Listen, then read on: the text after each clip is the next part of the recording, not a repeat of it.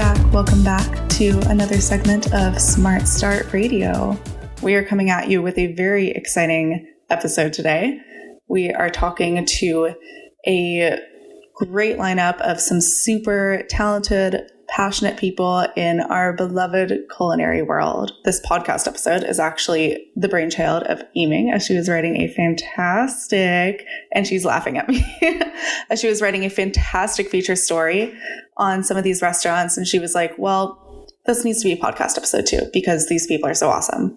So here we are. Here, I'll give you a little backstory. This is gonna be a long episode, so I apologize if you get really hungry by segment 1 and then want to go eat lunch. Feel free, save it, come back to it. But I was in Mexico last year, and I went to a Michelin-starred restaurant, and it was an experience that I will never forget. It felt like it was just like a crafted statue that was given to me. That's what it felt like. And so I was really interested in the idea of how planners can utilize those kind of experiences to really create interesting, fun, exciting moments for folks who attend their events. Yeah. And so we reached out to a bunch of different restaurants in the Bay Area, specifically in Oakland and San Francisco, California, to kind of gauge what is available, which I'm sure is available in other parts of the country as well. But we wanted to focus strictly on where we are at, which is the Bay Area. And so, we got hungry listening to these people. And we hope you do too, because not only do they create really interesting moments in time, but their food sounds and looks really good. Yeah. As Eming and I were recording this episode, we were kind of now we're building our to-do list of restaurants that we need to go to. Spots to go to in the dine future. At list. Yes. Yes. To-do list isn't the right term. It's a wish list. It is a wish list. So keep an eye out for us in the fine dining scene of the Bay Area. We're coming. Lock up your wine cellars, people.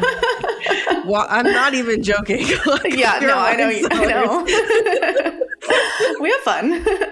I will add in, this is a really interesting time when we look at the way that the events world is evolving, because people really do want more experiential kinds of event settings, and incorporating fine dining is one of the ways we can do that. For a long time, I think that events have kind of gotten a bad reputation when it comes to the food that's served. It's you go into a big banquet hall and it's chicken or steak. Oh, or vegetarian. Yeah. And it's usually it's not necessarily the kind of experience that people remember. They're just getting fed throughout their meeting. But what if we could add it?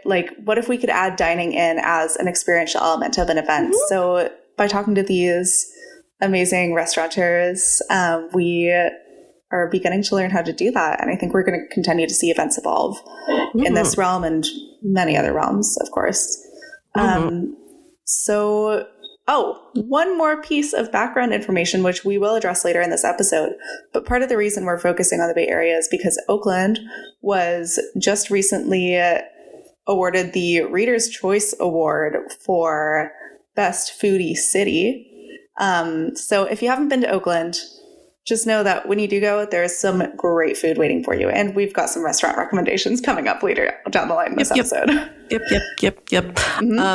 But our first guest that we spoke to, her name is Colleen Booth. She is the COO of Lazy Bear Restaurants. Look, I will let her explain, but it sounds really good. So we hope you enjoy this first segment. Welcome back to Smart Start Radio, everyone. Today we are so excited to have Colleen Booth here. She is the managing partner and COO of Lazy Bear, which is a 2 Michelin-star restaurant in the heart of San Francisco in the Mission District, which is one of my favorite districts of San Francisco. If you don't know, we're based in Sausalito, so we are Bay Area people through and through. But I've never had the pleasure of dining at Lazy Bear, which is why I am so excited to have Colleen here today to talk about this amazing restaurant with a really cool backstory, by the way. We'll get into that later. But Colleen, thank you so much for being here.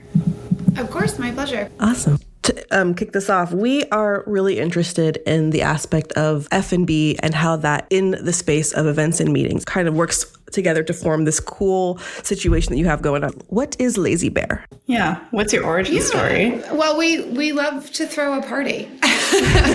Who doesn't? Who doesn't? So my business partner, David Barzilay, so he's the founder and executive chef of Lazy Bear. So this is really his baby. It goes back to, I think, 2007, 2008. He actually is a lawyer by trade, self-taught chef. He was laid off, and Lazy Bear is actually an anagram for his last name.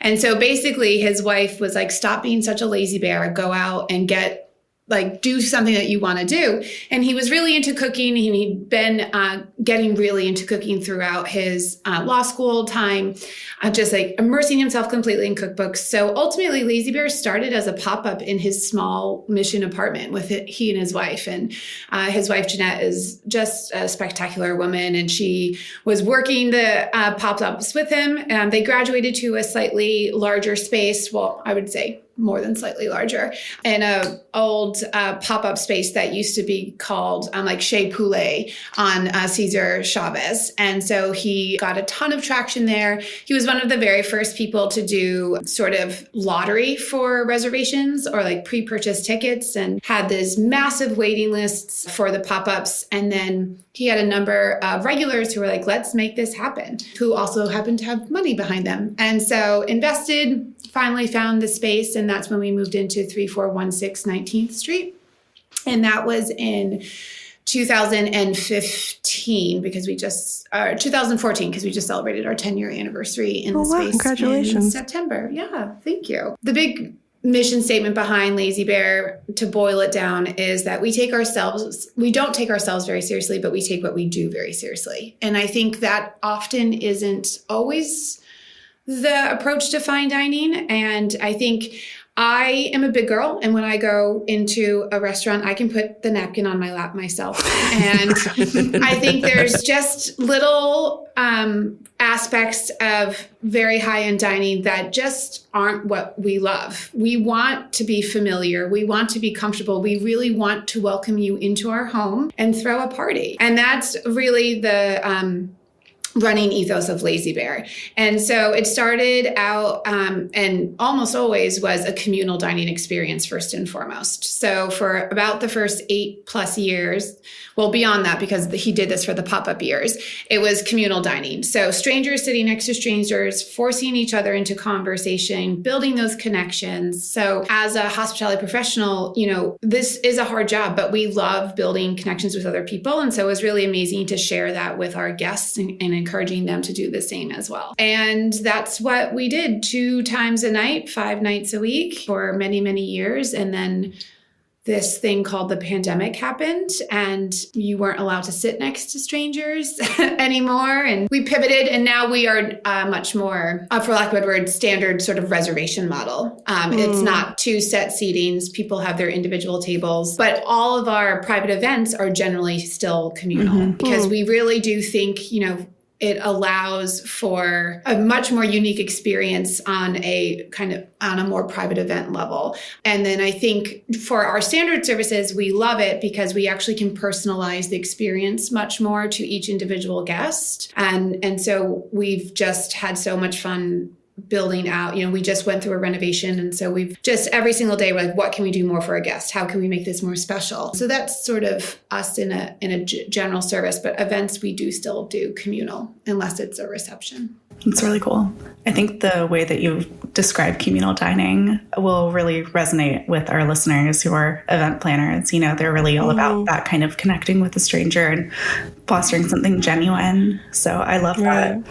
I've never had that kind of experience at a restaurant, but do you think that you might ever go back to a communal dining kind of setting? I think so. I mean, probably not in this space because we just renovated it to make it better for what we're currently doing. But I think, we love what it can do for a group of people. So I think it's something that, I always say that I have like 19,000 ideas for our next restaurants and event services. So I think it will come back in an iteration for sure. And in the meantime, as I mentioned, all of our sort of public facing private events, we do these big holiday parties or New Year's, that's done communal. And then for the events that book with us for private events, we do communal as well. So it's not off the table for it to still be available for people. If I'm a planner and I'm like looking around, like I want to host a really cool event with dinner and all the fixings of an experience, and I come to you guys, what's kind of the process for that? Like, what would you need from me and what do I need from you in terms of like, how to make this work? Yeah, I think the first and important thing is the date, right? And I think one thing that specifically for us, and I know many Michelin-starred restaurants that do have a specific private dining space, we don't. So at Lazy Bear, we have a bear cave, which is our wine cellar, but we can only host much smaller, more intimate events. The maximum capacity is really 16 in here. Okay. So for the main dining area, we release our reservations almost 2 full months in advance. So just having an awareness of that cutoff time as to when events need to be booked, I think is really the most important. And then I always say to event planners who are coming to us, tell me what you want. Don't ask me what I can do for you. I want to know what you want first, because we don't want this to be a less than spectacular event. So if you're not forthright with, exactly what you're looking for in terms of setting, in terms of audiovisual needs, even seating needs, give it all to us up front, and then we will present you with what is doable. That's one of the biggest, I think, missed marks that sometimes I hear is, it's only later on after the contract is signed and as we're getting closer to the date with more logistics that someone says, for example, like, we need round tables for this event. We can't do round tables. So I think, really having an idea of what you want and sort of what you want the vision of an event to be is also important. So the date, that I think obviously the budget always makes a lot of help to have that out of the way. And then I think just obviously trust that we know what we're doing. We're professionals and we're going to show you a good time. It's interesting that you bring up audiovisual because, you wouldn't necessarily think that you could maybe implement some design ideas or like branding. Is that something that you would be able to do though, if somebody requested it? We do, absolutely. I will say again, we are very particular. So I think, if it's a little bit of both. If people come to us and, for example, something like place cards, like the actual name cards on the table, we take our design guidelines very seriously. We have a full deck. We have an in-house marketing team. And we don't want just our logo getting thrown on something that's printed and maybe not sitting evenly, because every event is ultimately a marketing opportunity for us as well. Not every guest in this event is necessarily the one who opted to come to Lazy Bear. So we really want to be able to show to the extent of how much we care. So when it comes to branding and design and personalization of this space, we absolutely can contribute to so much, and we will help align with floral arrangements and different setups and rentals and anything you need. But AV is a big deal. Even just a microphone is a big deal. Not every space can have a plug-in, an auxiliary plug-in. Sometimes you also have to source speakers, and lighting is a big deal when you're talking about a projection and the throw of the screen and so on and so forth. As a restaurant with 2 Michelin stars, how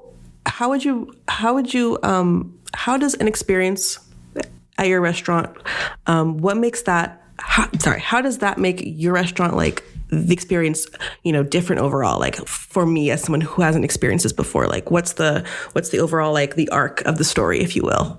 Yeah. Well, it'll be free for you, which is why I think you should absolutely go if you're not the host. We get so excited about welcoming people that we've never seen before. And, and it's being able to give them an experience that we acknowledge is out of some people's price point sometimes, or is only a special occasion or a once in a blue moon. So it's so exciting for us. So we welcome every guest as if they are the paying guest, as if they're someone that we are going to see over and over again. Because as I mentioned, for us, our sense of hospitality truly is you are coming into our home. And the way the experience runs, generally speaking, is we do bring you up to our mezzanine level, which is ultimately our living room, and it's lounge seating. And we welcome you with a glass of punch, and you meet a couple different members of the team. And it's always very important for us to have the guest list ahead of time, so our team can introduce our guests to our team members on a first name basis. Again, that just level of hospitality that comes from a genuine warm place of you are in our space. And then we do the first few courses past.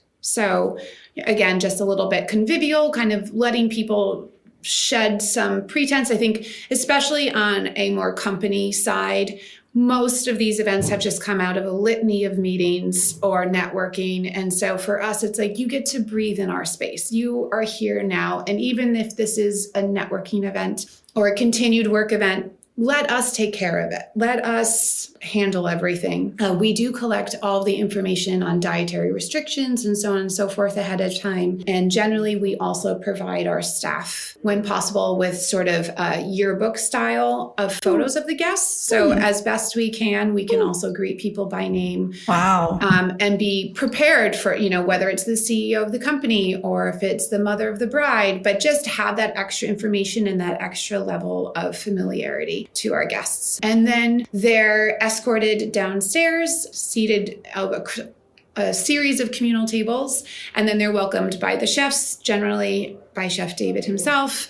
And then you are at the utmost attention of our entire staff. Everyone is hands-on. Between courses, the chefs themselves come out and introduce each course. And it's really lovely because it'll be the actual CDPs, the actual cooks who are making that dish come out and present their dish. So it's so earnest and so darling that, they get to express what they love about this dish and all the amazing cooking techniques behind it. Mm-hmm. It's really cool. Yeah, your website said that you invite folks to come back to the back of the kitchen or the kitchen area for certain Yes, we events? we have an open kitchen. And so there's a very thin line that's basically just the separation of the dining room floor into the kitchen floor.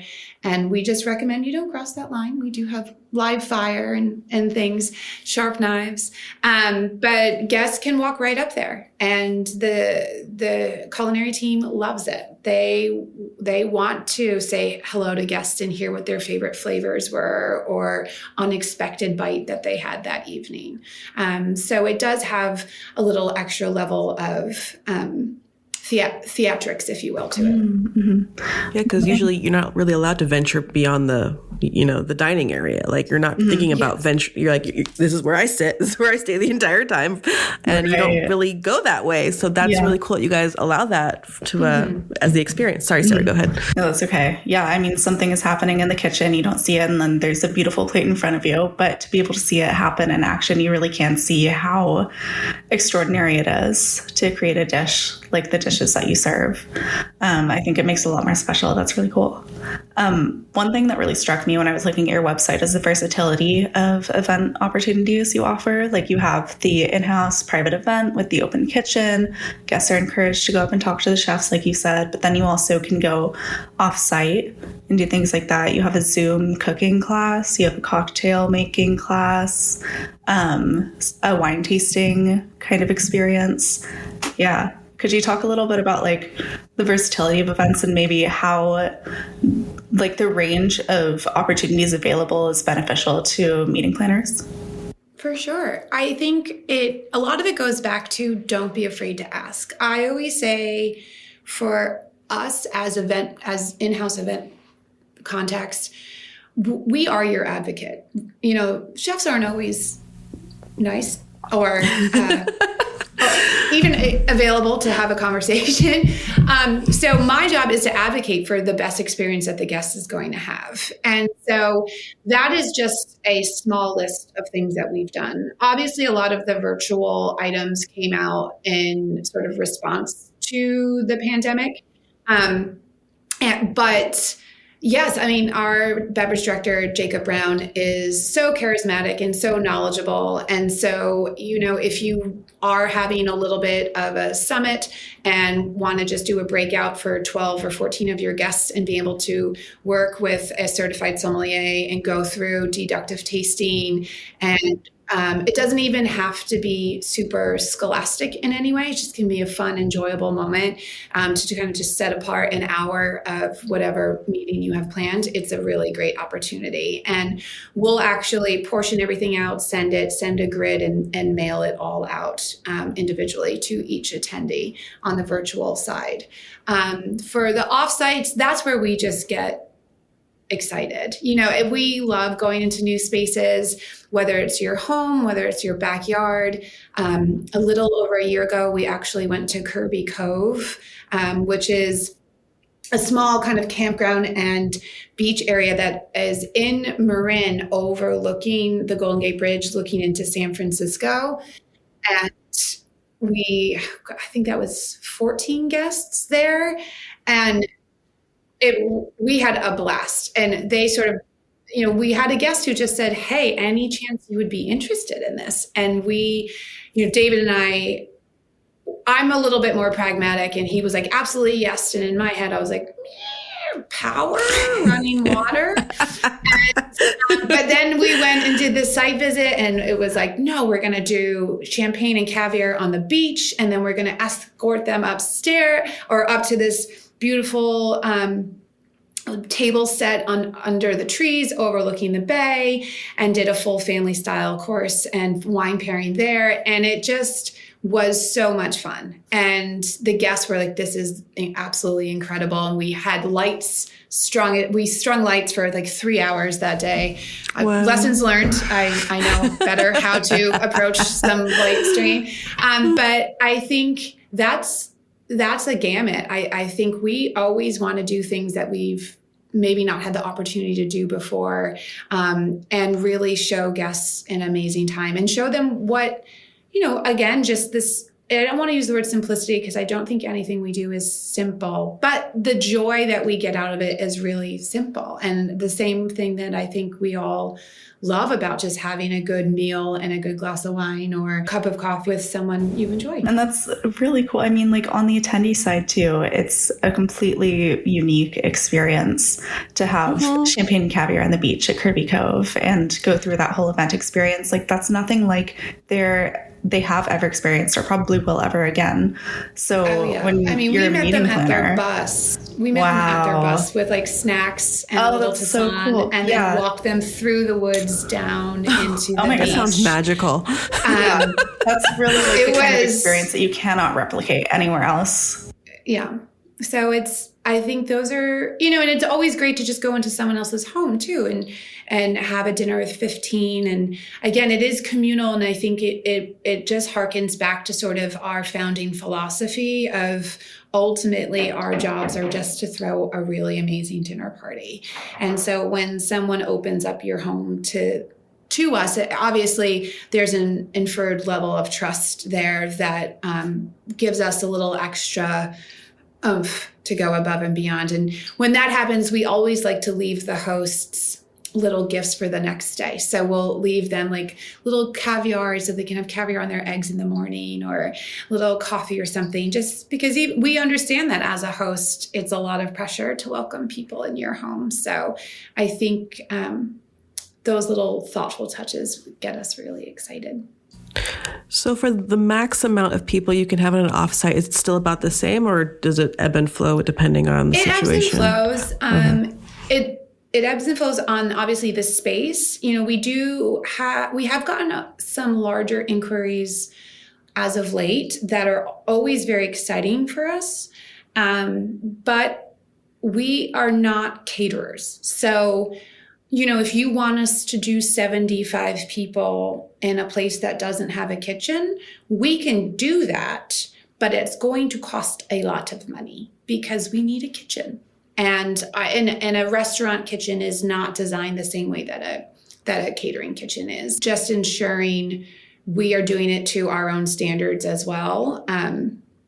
We ask for a lot sometimes. In the events industry, I feel like or events in general, the food is often the thing that people like recall the most. So in your experience, like what's like one of your favorite memories of like what you guys have done? I mean, I'm assuming you guys, you know, your options may evolve as the year goes on based on the seasons, but is there one particular like season or dish that you were like really like this like really made people happy and it really left a mark? Yes. I mean, there's so many, it's hard for me to pick one. I think like right now, what's on the menu, we have such a phenomenal menu right now. But I love our fondue dish, and it's, you know, it's just sort of. I love cheese. Well, there's that, right? Like I love cheese.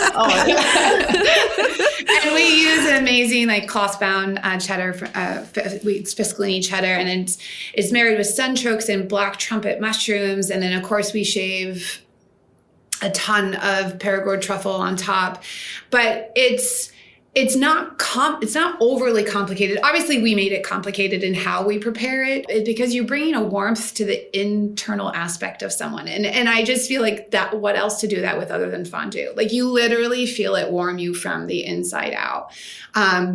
So that's probably one of my favorites right now. We always do, or almost always do, a broth course. And I love those. We have a spectacular, kind of palate cleanser on the menu right now that I just love. And it sort of just pivots. You go from this very rich Wagyu dish and then into this like just light and bright citrus and buttermilk and refreshing palate cleanser that I think is a bit of a surprise a lot. So it's also, you know, being able to kind of give someone the unexpected. People talk a lot about playlists or sort of just cadence of a lot of aspects of our lives, and menus run the same way. So similarly, you know, to how a seated dinner is, I feel the same way about a standing reception. Is there does need to be a bit of a crescendo. You don't want to walk in the door and like have short rib shoved in your face when you're going to be there for 3 hours. I think, you know, we do treat our receptions similar to a seated dinner. You are going to crescendo. We're going to start with, you know, a whipped scrambled egg and some oysters and some of the lighter bites, and then sort of go up to some of the heavier items, and then finally conclude with some dessert. So it feels a little bit more of a natural flow of how an evening should go. Well, I'm hungry now. I know. My stomach literally just growled. Like, I didn't even talk about the bread and butter yet. No, gosh, just kidding. Don't even go there. That's my favorite course. Are you kidding? I know. Well, we always say that everyone does a bread course, but we do a butter course. Oh, okay. We have to go now. Okay, yeah, I want to go. We have to schedule a thing. Our last question. Let's start. You have another question to ask before we wrap. I don't. Okay. Let's jump into so it. Traditionally, we ask our guests a question about. Traditionally, we try. Based on, you know, all your experiences working in the restaurant and whatnot, what's something that you've learned that you feel a planner could learn from on their end of things? Mm-hmm. In other words, our trademark way of framing this question is, what's in your toolbox? Oh, no detail is too small. No detail is too small. I am known for this asinine Google sheet that is called My Critical Path. And I use it to open restaurants. I use it for every event prep, for everything. And it's down to the timing of when you load in and load out of something and when breakdown should happen. And if you're doing an organized toast, what time is that toast? Who's the person speaking? So therefore, when do you pour it? When do you pass it out? When do you prompt? Where is that speaker standing? No detail is too small. Well, I hope our audience, your future guests, hopefully they are also as hungry as we are and want to try Lazy Bear, because I know I do. I do. But thank you, Colleen, so much for joining us today. We really appreciate it. This was really fun for me and my stomach. Oh my gosh. Yeah, it was definitely fun for my stomach. It'll be more fun for my stomach when I actually go dine there. I know. Yes, please do. I can't wait to see you. Oh my gosh. Thank you so much for taking the time to speak with us. Thank you so much. You had such wonderful, beautiful insights. And yeah, thank you. Every detail counts. Yes. Thank you. Have a great week, everyone. That was such a great discussion with Colleen. As I'm sure you can tell, I really, really loved what she had to say about the concept of communal dining. I think that really speaks to what the events world does. Just like events bring people together, sharing a great meal brings people together. Right. So yeah, shout out to Colleen. Thank you for joining us. Yeah, that was fun. Yeah, that was amazing. Next up, we have Mark Liberman. He is the executive chef of Mago Oakland, and he is just a culinary genius if you just listen to him talk. And his restaurant is super, super special, so I think we should just jump right into his story. Let's go. Well, greetings, Mark. Hope you are doing well today. How are you this lovely, lovely day? I'm good this morning. Wonderful. Well, this day, I guess it's not that morning anymore. I guess it's 12:27. It's morning somewhere. It's morning somewhere. It's morning somewhere. Not morning in Oakland, but we love Oakland. We're just a little bit up north in Sausalito, so it's super fun to talk to somebody local. Yeah. So the premise of us asking you on is because, you know, we have been exploring a lot of F&B options in the Bay Area, specifically for spaces that allow for events to be held. And you guys seem like you do that and more. So we just kind of wanted to get a sense of like who you guys are, what you do, what you stand for, and what someone who's looking for an event space can use with you guys. Sure. So we're a fine dining Latin restaurant. We generally do we offer a tasting menu in our dining room that ranges anywhere from 10 to 12 courses. But for private events and F&B, we offer a few different menu options within that realm. It's still a tasting menu format or a prefix format, but it's I find that when you're doing larger parties, they don't want to do 12 courses. Just because it takes a long time. It takes a long time to do 12 courses for 4 people. Right. But we're doing for like 10 people or 20 people or 30 people, it turns into just a long experience for the guests. And we find that generally like most of our guests opt in for a 4-course or 6-course. Okay. Oh, wow. Cool. Okay. That's interesting. It's about the same amount of food. Okay. Just portion sizes. It's just different portion sizes for like. Awesome. Cool. As we get started, I'd love to hear a little bit more about your backstory, this restaurant's backstory, kind of your beginnings and how you ended up being what you are today. Yeah. So I started cooking pretty young. I got the bug when I was like 10 or 11 I'm dating myself by this Pre-Food Network. So it was wow. Okay. So it was all like Martin Yan. I grew up in the Bay Area, so it was a lot of good stuff. So we also both grew up in the Bay, so. Yeah. So, I mean, I grew up watching those food shows. I love the Great Chef series. And so I started cooking. I got in the kitchens when I was like 15 as a dishwasher. And then I worked my way to a prep cook. And then I worked my way through high school in like a little local hotel restaurant in Sacramento. Decided I wanted to go to culinary school, so I went to culinary school at that point, right out of high school.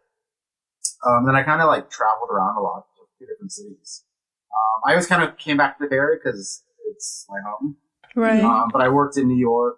I worked in Las Vegas. I worked in Paris. I worked in Florida. And then I'd always kind of like have these stints back in San Francisco. And then back in 2010, I just decided I was kind of over traveling cities, and I wanted to make the Bay Area my home again. So at that point, I opened a restaurant in the city, in San Francisco, with this guy I met, Matt Summerhat. We opened up a restaurant called AQ. That was on 7th and Mission. We were there for, I guess, like about 5 years. We opened like 4 other restaurants in the meantime. So it was a lot that happened in those 5-6 years. And in 2017, we closed everything. And my cooking background was primarily French Italian. So Okay. I always worked in, I was kind of a Francophile for a long time. So I always ended up working in a lot of French restaurants, and then I kind of migrated to Italian restaurants. I'd never done a lot of American food prior to Mago. So we closed everything in 2017. I had just had my first child. She was 1 at the time, and I kind of was just burnt out. Like we had 5 restaurants. I was going full speed, and it just took a toll mentally and my body. So I decided to take a year off and kind of just spend time with my kid. Be a stay-at-home dad, which was great. But ultimately, I missed having a restaurant or working in restaurants. I didn't really want to work for anyone else. I kind of was just like, I'm at that point in my career, like the idea of working for somebody else doesn't really, even though it would probably be like so much easier. Work for a big company. It's, it has its moments. It has its pros and cons. So I decided in 18 that I wanted to open a restaurant again. So I started looking in San Francisco originally, just because that's where I spent most of my years cooking. But ultimately, I was living in Oakland at the time. And so it didn't make sense for me to be in San Francisco anymore on what I wanted the restaurant to be. And my wife has some stipulations that it had to be kind of like within like a 20-mile radius of where we live. Smart woman. Being in San Francisco, like it's like an hour away, even though it's not an hour away. Traffic will kill you. With traffic, and, with having kids, it's like I just want to be more involved in totally life and not just like go to the restaurant every day. So yeah, I started looking at restaurants. I found a space on Fremont Avenue. It was a Cybel's Pizza space. So it had been there for like 30 years. So I inherited a lot of issues. For a restaurant. But yeah, so we opened we got the keys in November of 2018 and we opened in June of 2019. So it was a pretty fast turnaround. And then obviously we were open for like 6-7 months and the pandemic hit us. When we first opened, we were a different restaurant. We were an a la carte restaurant that was still very much like seasonal, menu changed constantly. But it wasn't a tasting menu and it wasn't Latin focused. It was just kind of California cuisine. And then the pandemic hit us in March where we had to furlough everybody. We kind of just like did all sorts of everything we could to like survive. We did takeout food, we did meal kits, we did cooking classes. So it was all sorts of things we did to make it through those 2 years of insanity. Congrats on that, by the way. Yeah. Not many people survive that. Big deal. So big congrats for that. So yeah, I think at some point when we were able to open again, it was outdoor dining. We have a patio in the back of the restaurant. And at the time, I mean, it's still a very small patio. We had 5 tables that we could, because it was like the whole 6 feet apart. And social everything. Distancing. Yeah, social distancing. Yeah. So like we only had 5 tables in the backyard. So to make it kind of like financially viable to open again, I was like, we have to do like a set menu. Because having an a la carte option, which will just come and spend like $10 for the pasta or whatever, like it was just like it didn't make sense. So I think when we opened, it was still pretty cheap. It was like $55. Like 4 courses, just to get people like back out. And I think even at that point, it wasn't Latin inspired. I think the Latin inspired kind of came. I had my dad passed away during COVID. I'm sorry. And so, but it kind of forced me to kind of rethink what was important to me. And kind of the food I was cooking, it wasn't happy with. It was just kind of California cuisine is great, but it's just like a hodgepodge of whatever you want to do. And so I kind of wanted to just focus on something that was more personal, and I'm half Colombian. I never done Latin food before, professionally. I never done Colombian food professionally. And I kind of just dove down that whole path of speaking with my mom and my aunts and kind of learning more about that side of the culture. It's food I grew up eating, but like I said, I didn't grow up, I didn't cook it ever really. I cooked some stuff at home, but I didn't really dive down the whole path of what it meant to that regional cuisine. Especially because my family's from the Caribbean coast side, and that food is very different from England or Bogota. So I hadn't really ever explored all the various regions of Colombia. And so yeah, I think in 2022 is when I pivoted to focusing on Colombian cuisine, kind of through all. Your name is very interesting. It's not Colombian at all. Oh, the name of the restaurant. Oh, yes. It's very magical, literally, very, very quite magical. Yeah. Why that name? Yeah, so Mago was my nickname. Oh, okay. And it was something that the sous chefs had named me behind my back. And I didn't realize anyone was calling me this. And I found out later that this was my name. Sous chefs had called me, and then cooks had called this. Nice. And so when I opened the restaurant, I just named it. It kind of really I said, it wasn't Latin inspired originally, but it kind of just worked its way. Right. Definitely. Cool. I think one of the things about food, cuisine, dining is that it's a space for connection. In so many cultures, people gather over food and connect over food. And in our culture, if you want to catch up with an old friend, you might go to a restaurant, or if you're going on a date, you go to a restaurant, or if you want to get to know a business partner or potential business partner a little better, you might go to a restaurant. So I'd be interested in hearing a little bit more about your perspective on the connecting power of food, of dining and of fine dining. Yeah, I mean, I think what we do here is a little different in that, like, I love fine dining, but I think I also don't love fine dining because it does bring a lot of, as someone that goes out to a lot of, I mean, I used to go before I had kids, but we used to go to a lot of fine dining restaurants, tasting menus. And I love the tasting menu format because it definitely allows myself, but also allows the guests to kind of just be at ease and let us take care of them. But I don't always love all the bells and whistles that come with fine dining. So we really try to create a very warm environment. And like when I talk to the servers, my focus is always about hospitality first and not so much like steps of service are important because it's necessary to make sure things happen at a proper time and make sure things are very smooth as far as like table clearing and markings. But really, like, I'm more focused on hospitality and creating that personal connection with our guests. Right. So we do have a lot of regular customers that come a lot, which I think is very rare for a fine dining restaurant. And I think one of the reasons is we change our menu every day, so there's that.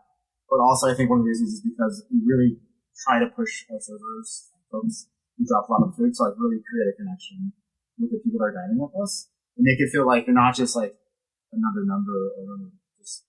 Yeah. That's very thoughtful. So in terms of like when people are hosting events at your restaurant, like what's kind of the vibe that you kind of want them to kind of experience and walk away with? I mean, I can think it depends on the event that's happening. Okay, fair. There's definitely like holiday parties, which are very just festive. Mm-hmm. And we have also like a lot of pharmaceuticals that come through and they just do a presentation and they're not really engaging with us at all. They're just here to have a meal and have a business. Gotcha. I would say most of our events are more, even the business ones are definitely more convivial or like they're having a good time. All our parties happen in our back patio. Okay. So that's like our private event space. Gotcha. It's covered. It's got heaters. It's like a little garden back there. So it's actually pretty nice. I think it's actually really hot back there with all the heaters. We have to like kind of like control it. But it's definitely, I think a lot of our guests really enjoy it back there. Like it's very private, but it also doesn't feel like a stuffy private dining. Definitely. I had a quick question. When you said that like you have a lot of pharmaceuticals and they're kind of there to have a presentation and have a meal, but they don't really interact with you, I still think that it says something that they would choose your restaurant. They would choose a fine dining setting, specifically Mago, for the setting. I mean, I don't know. What do you think about that? And the food's probably really good too. Yeah, I'm certain. What do you think about that? Like even if, you're having a meeting, you're not really interacting with it, but you still want to have like that kind of fine dining meal. I think it speaks to the relevance of that kind of setting. Yeah, I think it, like I say, it's a very warm environment back there. Mm-hmm. I think it's different from a lot of places that a lot of those companies go to. And that like sometimes they just end up in like private dining rooms where it's just and I think that our food and beverage is really good. So from the cocktail to the wine program to the food itself, we customize the menu. Okay. Since we change our menu every day, so there's nothing really set in stone. Okay. In place. So even when we do the private events, like if a guest wants a menu in advance, like we'll write the menu. Okay. For them, especially if there's a lot of dietary issues. Yeah. But generally, like I tell the guests, like this is how we roll. If you're cool with it, we'll just let me know like what is the dietary restrictions for the evening, and we'll customize the menu for you for that evening. Which I think a lot of people like, a lot of businesses. Definitely. So to talk a little bit more about your events, you offer a pretty wide range. Like you have, these hosted dinners where like you can have some group gather on the back patio. You also offer buyouts, right? Mm-hmm. Yeah. And cooking classes and lots of fun stuff. So there's a lot of versatility. Yeah. So we do offer buyouts. And obviously you have the patio and the full dining room. Mm-hmm.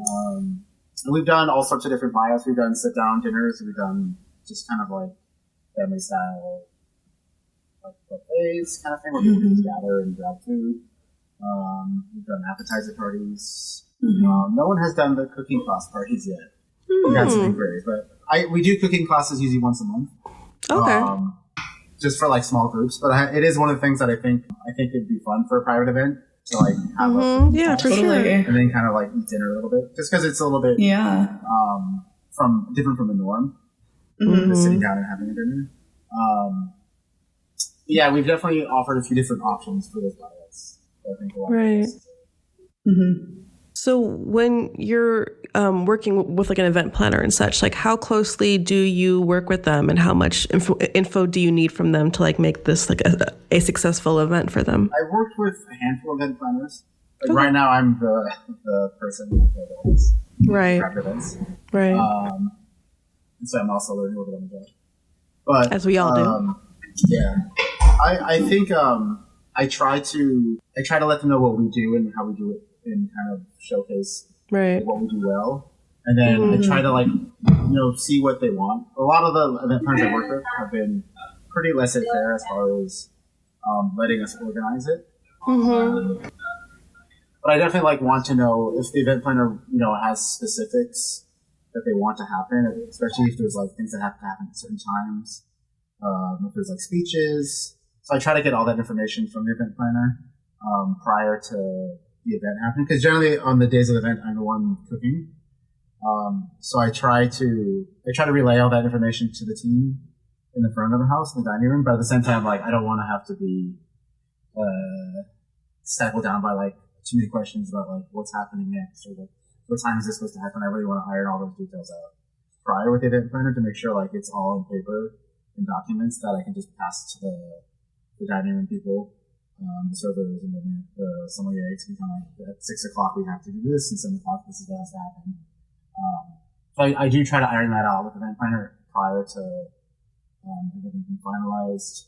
Try to iron out all the menu options, and then also I'll get my beverage director and manager involved if they want to choose wines, choose cocktails, especially for the bigger parties. I find it's we try to limit. We don't want to have we have an open bar, so if someone does want like a martini, we can make a martini, but we don't want to generally offer like the entire cocktail menu because it kind of hampers the flow of service if there's like 10 cocktails that people can choose from.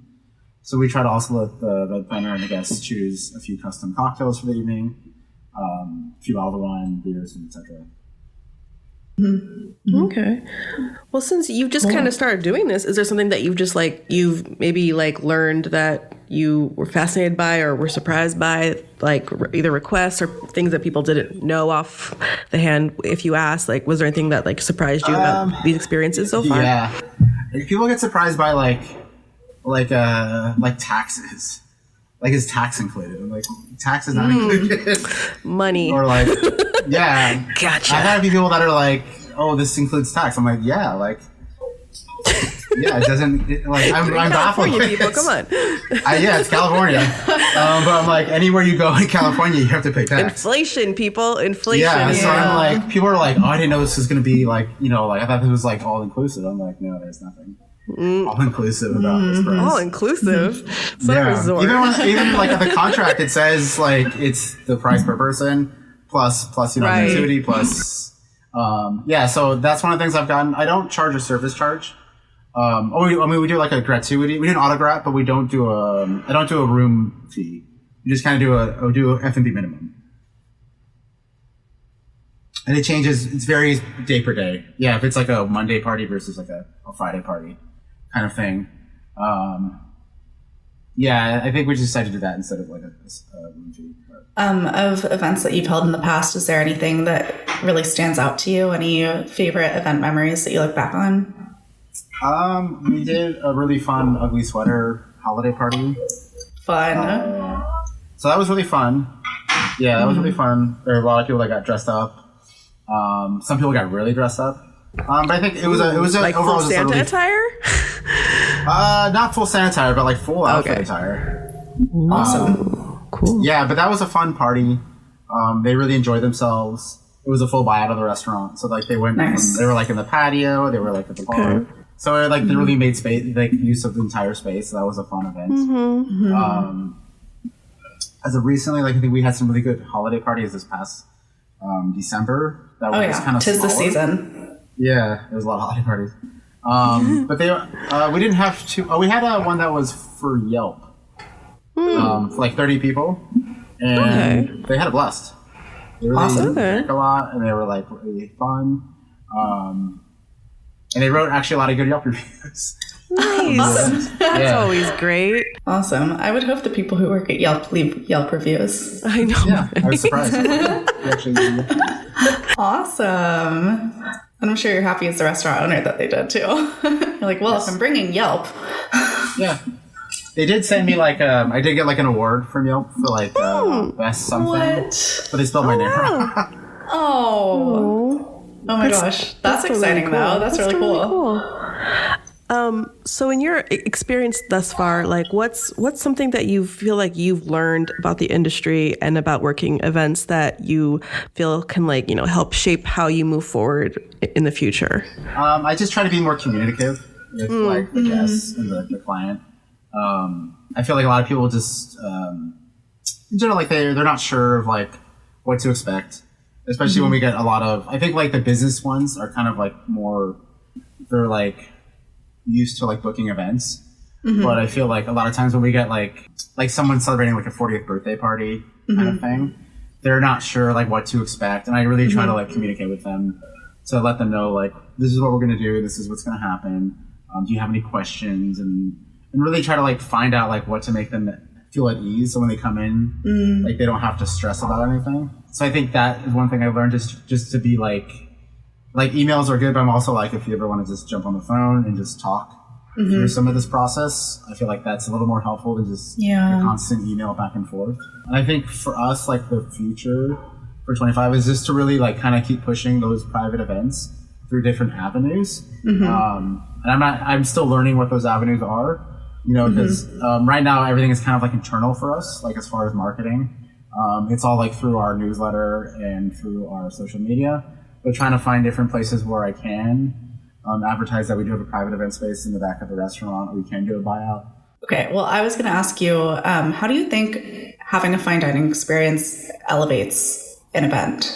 How does it change an event from a regular meeting to something around, having that meeting over a fine dining meal?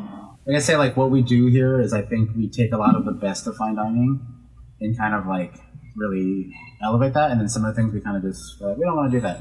But I think one of the things that I really like to see, especially with the business ones, is where like the food comes out and they all kind of stop talking about business and start talking about the food or the beverages. So I think we really put a lot of effort in making sure like the food is hot, which is one of the reasons like why we don't do like the 12 courses in the patio, because it's a lot of steps for us to serve like to make sure it's hot. So we design the food a little differently for the events than we would do for the main dining room, in that it's a little bit easier for us to plate. Still like really nice and still elevated, and we still use really good products, but it's not as, I guess, fussy or finicky. It's really focused on making sure that it's cooked properly, that it's seasoned well, that it's hot, the plates are hot. There's still a lot of attention to detail, but it's not super like tweezered out and like different things on there. It's just very like, maybe it's like 3 or 4 components, and the guests get the food and it's like kind of just, they're very happy with it. So I think that's something that I think we pay a lot of attention to detail when we design the food for the events, is that it's a little bit more, I guess, streamlined a little bit from what we normally do, but it's still very elevated and it's still very much in the fine dining realm of what we normally do in the dining room. But it just takes us not as long to play. Okay. My question for you is, since Oakland has recently been listed as like the top restaurant foodie destination spot of like the United States, what makes you guys, in your personal opinion, what makes you guys stand out among all the other restaurants that are in that area, that of like, this is the spot to like come eat, whether it be friends, family, or your work people or an event? Like, what makes you guys stand out as like the place to be in Oakland right now? I mean, I think we kind of try to embody Oakland in that like we are a little bit more of an edgy fine dining restaurant. I think Oakland is still kind of like, I don't want to say Oakland's edgy, but it's definitely not San Francisco. It's still kind of like got a little bit of, I mean, it's still very much an urban city. And so our music's a little louder, it's a little bit more fun. Our service is a little more relaxed. Like we all wear t-shirts in the kitchen. So it's definitely a little bit more of like an Oakland vibe, I think, in what we do. We often get compared. So like there's us and another restaurant that does tasting menu in Oakland. They're just down the street from us. And they're a really good restaurant. They're a 2 Michelin-starred restaurant. But like we always get compared to them because we're a tasting menu restaurant. But we're very different. Like we're like I said, like we take ourselves very seriously, but also like we want to enjoy what we do. And I think that kind of embodies a little bit of Oakland, and that like people can come here and it's very relaxed, approachable. Like we talked about the hospitality notion, like it's very like like everyone spends a little bit extra time talking to the guests. Nice. And I think it's a very energetic kind of like fine dining restaurant, which I think feels right in Oakland at this time. Totally. Yeah. And I think also like we do like our food's very different too. Like it's very personal. Like it's Colombian, but also like I'm not from Colombia. I was born in the Bay Area, and so I'm not trying to like what we do here is influenced by like Colombia and South America, but like we also primarily use ingredients from California. So it's a very like kind of personal approach to things. Sara, do you want to ask the last question?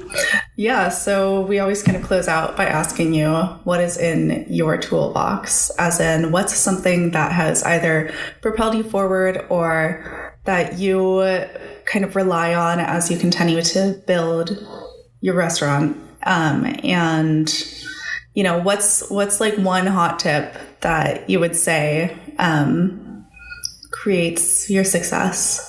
We're a very small team here at Mago, and I think I really try to surround myself with people that want to genuinely be here and are genuinely warm and hospitable people by nature, whether that's the cooks, the porters, the servers, the bartender. It's one thing that I've being in a small restaurant, like I don't feel the need to like, if someone doesn't want to work with me or be here, like I don't want you here. So I think it's important, even if it's a big restaurant, to kind of surround yourself with people that sometimes are better than you at things. Because we really try to have a very collaborative environment here at the restaurant. It doesn't always play out that way, just because at times you just have to make decisions. But I do try to surround myself with people that can bring ideas to the table, that do want to work here and want to be part of this project. I think that makes it a lot easier, even when it's those tough days. It's like, okay, like I'm working with people that like genuinely want to like be here and work with me. And I'm not like, I think we've all worked in places where you work with people that are like why are you so bad? Or like they're always late, or like they're just like they just genuinely suck. And so having a small team allows me to kind of like handpick who's there. Right.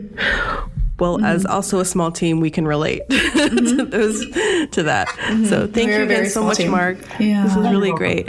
It was really cool to get your perspective. Thank you so much for taking the time to talk to us.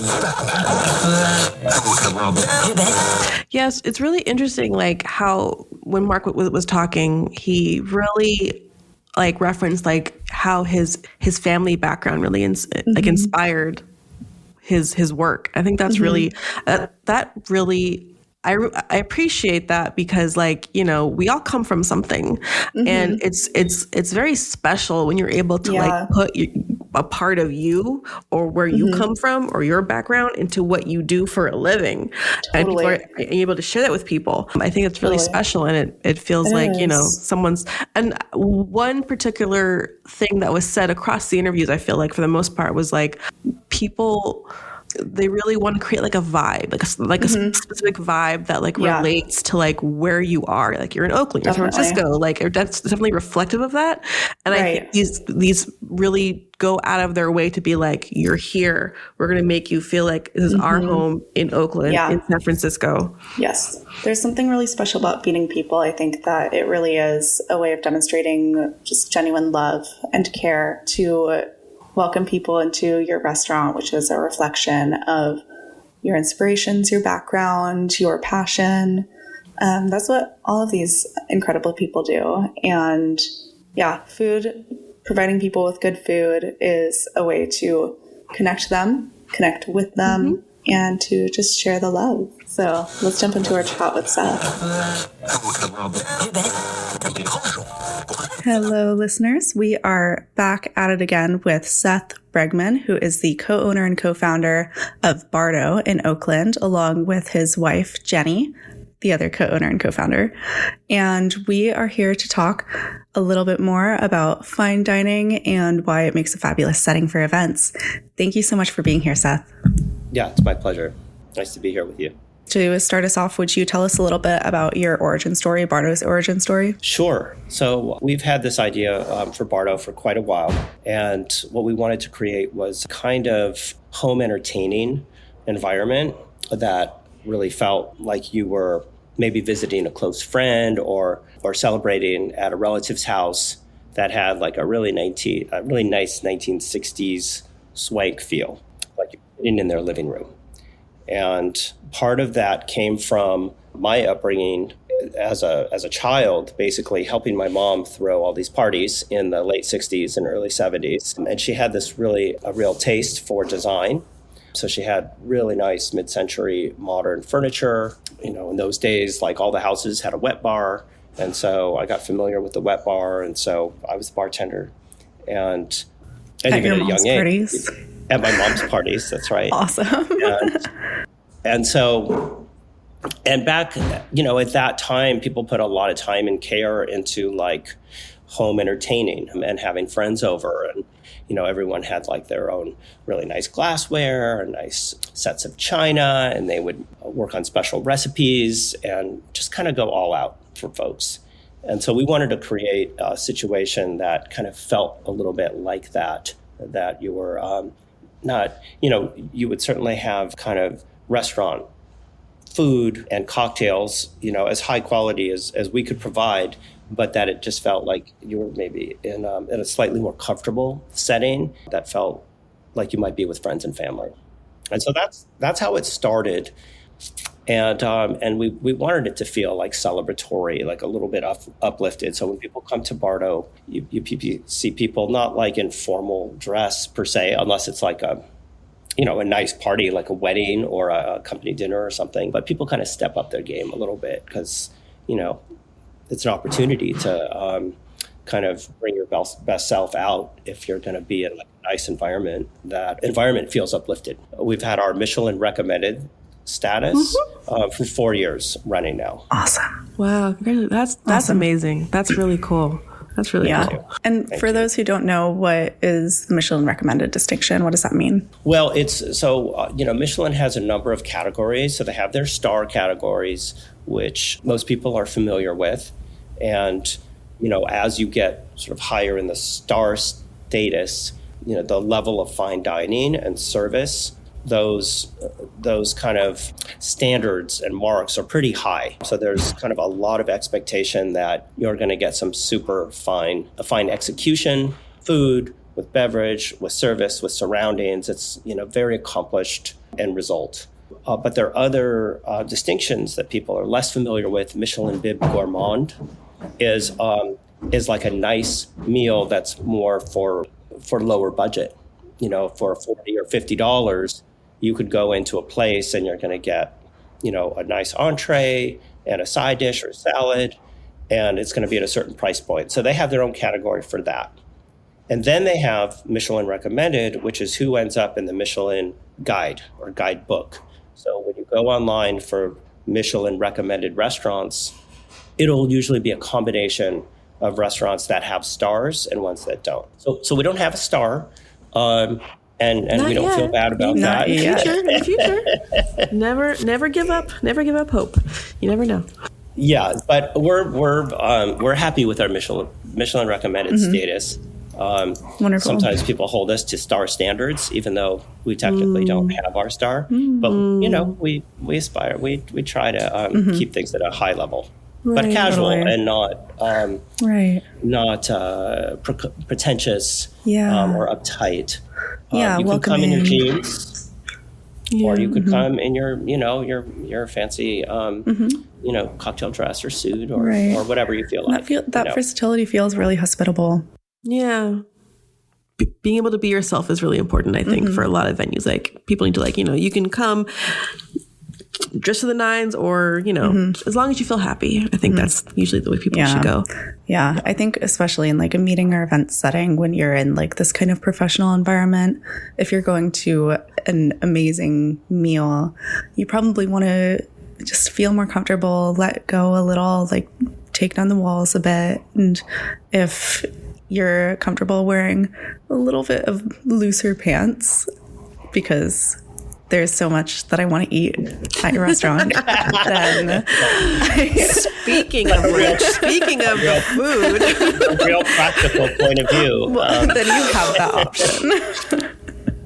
We've done like parties. I think like for last New Year's, it's open to the public on New Year's Eve, but we do like special, usually a prefix dinner. But last year we did like a loungewear theme. So, cool. Come in your like most upscale sort of pajamas, nice. Or comfort wear. So yeah, we can go that route too. That's awesome. Super fun. So if an event planner wants to work with you guys, like what's something that you would like, they would need to know, or like they should be thinking about? Like, because like, some people don't always know what they want when they come for an event. Like what's something that you feel like they should already know when they speak with you guys? I think that it depends what you're coming to us for. So if it's a corporate dinner or our company event, then I think, we want you to understand the needs of your client, and also have the planner understand that we're basically, our core business is as a restaurant. And so, as a restaurant, there's some things we can do and some things we can't. So, sometimes planners are used to kind of maybe like a hotel or a convention kind of provider. And that's not what we do. On the other hand, we do kind of span a lot of services. So, we obviously have the food and beverage and can do like standing receptions, seated dinners, buffet dinners.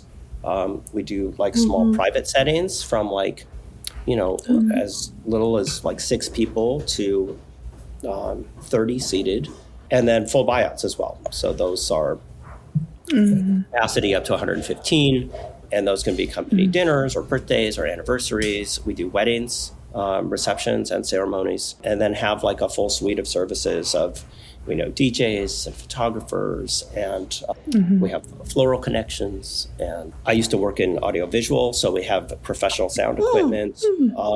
We host bands. That's very important for a lot of people. So, And I do the tech work for for a lot of the bands. I'm a musician myself.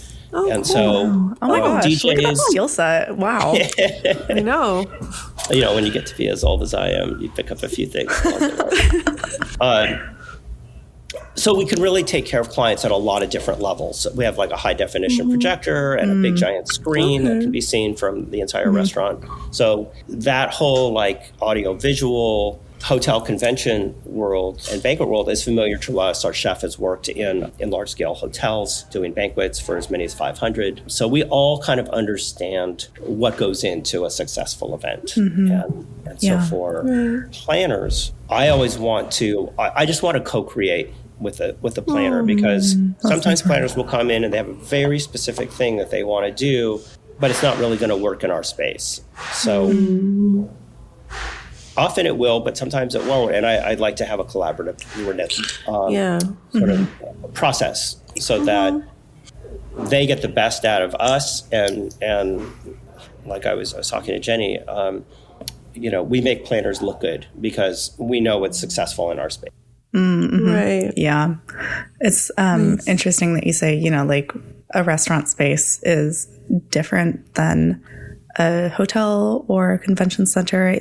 Would you talk a little bit more about like what distinguishes an event from like being held in a convention space or a meeting room in a hotel when you move that meeting to a fine dining setting? Yeah. How do you think it elevates the event? Well, I think for us, and our food's really great, and sometimes the food is like fine dining. I just want to sort of make a slight distinction of we don't call ourselves fine dining. Okay. I'm not saying the food isn't fine dining quality. Just sometimes that can be a little off-putting, or to folks, or like it feels too fussy. Right. The approachability aspect. Maybe that's just splitting hairs. But I think just to go back to your question of what makes it different is that, we've curated an experience that feels local, that feels appropriate for like Oakland. We're not trying to sort of be something that we're not. So what somebody gets with us is, all the furnishings here, we picked out every single item in the restaurant. And so with that comes a kind of a hominess, a personalized feeling. Since you guys are based in Oakland, and I'm curious, since Oakland did win, it got the top spot for the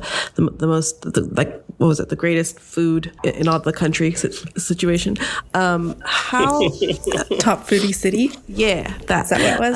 Top foodie city. Yeah. So because of that, what makes you guys stand out in that respect? Oakland's has a lot of options. So for people who either if they're just going to eat out with their family or go out with their workers or friends or events, whatnot, what makes you guys stand out that they should definitely at least try once and see how it is? Part of, I think, what is interesting about our cuisine, sometimes I call it modern comfort food, is that, sometimes comfort food is just based on American staples, like mac and cheese or meat and potatoes. That's immediately what came to mind when he said comfort food. I was mac and cheese. And we'll sometimes go there. We're sort of interested in stretching the envelope a little bit. We have this really amazing, surprising to say as a comfort food, this vegan risotto that's just awesome with sunchokes, and non-vegan meat eaters really enjoy it. There's a ton of great restaurants in Oakland, with all kinds of great appetizing food. But we try to just keep it interesting, and we change up the menu every 3 months. We source everything local, make sure it's fresh. All our fish is sourced with a sustainable provider that does line and hook catches. And so we're just kind of very particular about who our providers are. And we're just really trying to put the best product we can out, which is, it's challenging to do that at prices that people, are comfortable with. Yeah.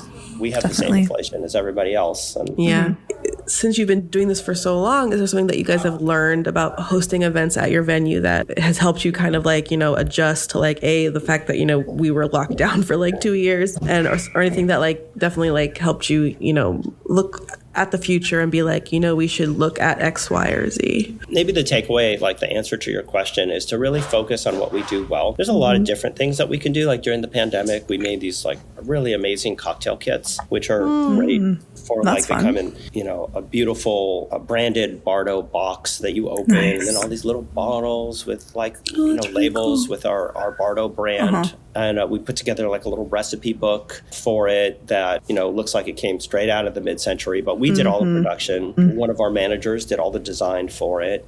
Cool. And it's really an amazing piece of work. And I have to give the credit to the staff, really, for doing that. And maybe we could do a lot more of that. But I think it's an example of something that we could do a lot of things well, but we really want to focus on our restaurant offerings and not go too far off the track of trying to be something for everybody, or broaden our offering too much, or try to be something for everybody. So when it comes to working with meeting planners, as if a meeting planner were to come to you and it's well, I want to host my event with you, what information or cooperation kinds of things do you need from them in order to offer the best event experience? How can they best work with you to make sure that they are getting what they're hoping for? Well, aside from the basics of guest count and budget and how they want their, the flow of their event, I think, it's important that they're kind of keyed into their client, because sometimes it's, the event planner is the stakeholder, but who's paying for it, and what do they want? And, a lot of event planners know that, and they're coming in with that information. It's helpful if if they might have an idea of sort of dietary preferences. That's one thing. I think also, like, maybe we all know clients like this, what level of how demanding is the client? How sort of persnickety and discriminating are they? Like some corporate clients, they want it one way for a certain amount of time and then they change their mind at the end. And event planners really have to work with that. We want to know that when we're working with an event planner, that when, we come to sort of an agreement, that we're not having too much back and forth. Can we change this? Can we change the menu at the last minute? That kind of stuff. I think we want event planners to trust us to do a good job.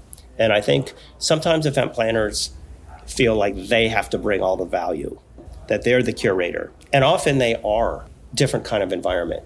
If they have to create something out of nothing, they don't have the space, they don't have the catering, they don't have the bar program. They do have to really create something. But I think when you come to us, it's mostly done. And you just have to know the basics. And we try to make it easy. Like I said, I want to have a relationship with the planner. So we always sort of end off with each of our guests by asking them our trademark question. So what's in your toolbox? And essentially that means, what is something in your experience, your current work, your past work, that you have, like a hot tip that you've learned that sort of has propelled you forward or brought about your success that you think listeners might want to put in their own toolboxes? I think it's really important to be very clear about, for me, I would say, is to be very clear about being honest about what you don't know. Mm-hmm.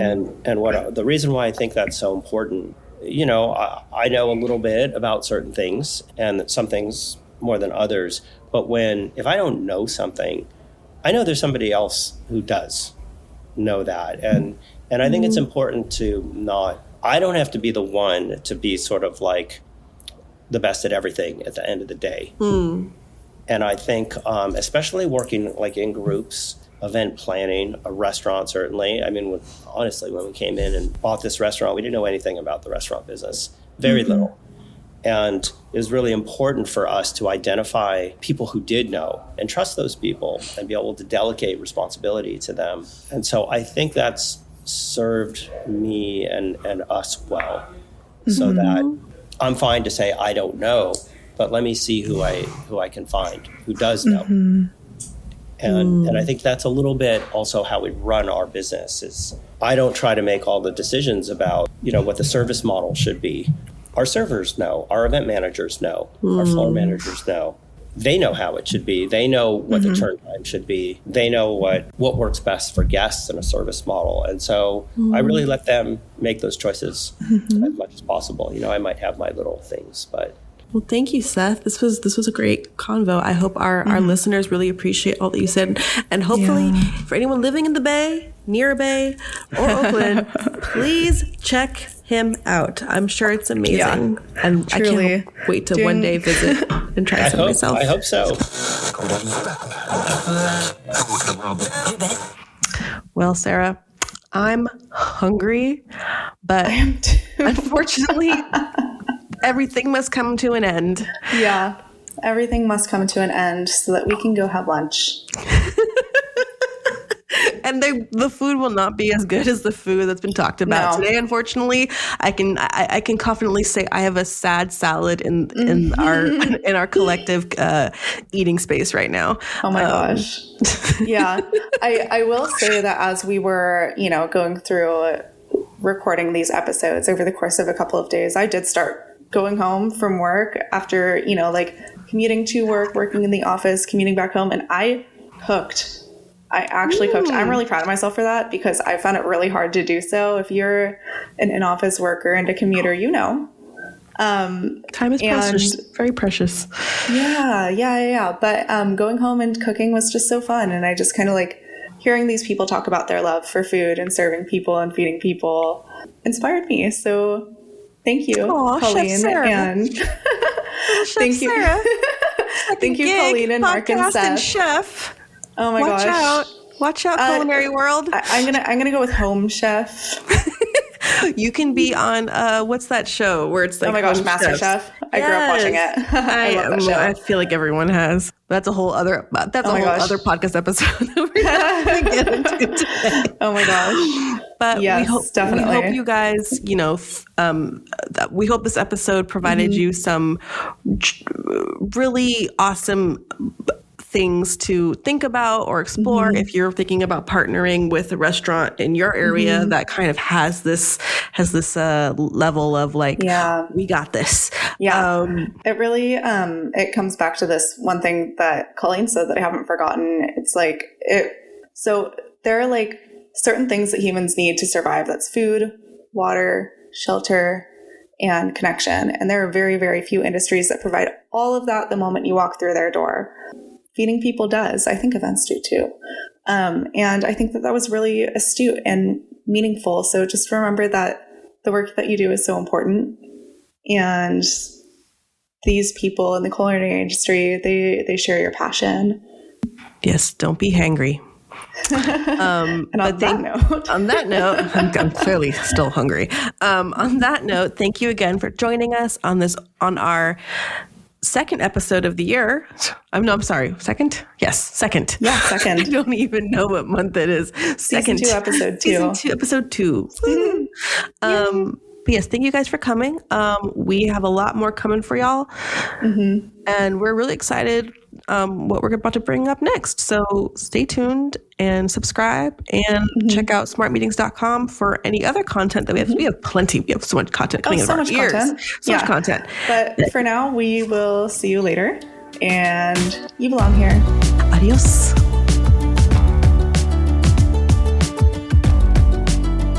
You've been listening to Smart Start Radio, a Smart Meetings production. Interested in being our next guest? Connect with us at editor@smartmeetings.com.